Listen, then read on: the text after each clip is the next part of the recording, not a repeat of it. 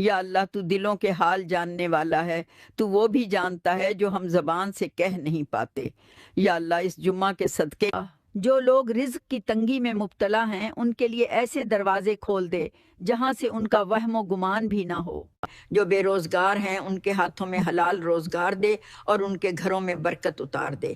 یا اللہ جن کے رشتے رکے ہوئے ہیں اس نئے سال میں ان کے نصیبوں کو آسان کر دے، اچھے نیک اور دل کا سکون بننے والے رشتے عطا فرما۔ یا اللہ جو اولاد کی حسرت میں ہیں ان کی گودیاں بھر دے، اور جنہیں اولاد ملی ہے ان کی اولاد کو آنکھوں کی ٹھنڈک بنا دے۔ یا اللہ جن کی اولاد نافرمان ہو چکی ہے ان کے دلوں میں والدین کی عزت اتار دے، ان کے لہجوں میں نرمی اور ان کے اعمال میں فرما برداری پیدا فرما۔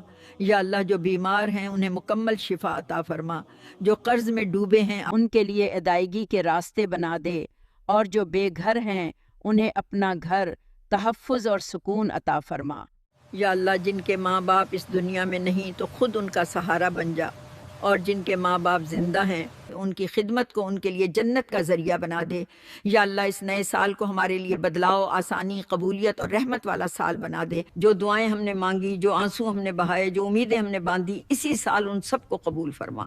یا اللہ پاکستان کی حفاظت فرما، امت مسلمہ کو اتحاد عطا فرما، مظلوموں کی مدد فرما، اور ہمارے حکمرانوں کو عدل، رحم اور جواب دہی کی توفیق دے۔ یا اللہ ہمیں مانگنا نہیں آتا، بن مانگے ہی ہماری جھولیاں بھر دے، ہمیں نا امیدی سے بچا اور اپنے کرم سے وابستہ رکھ۔ آمین۔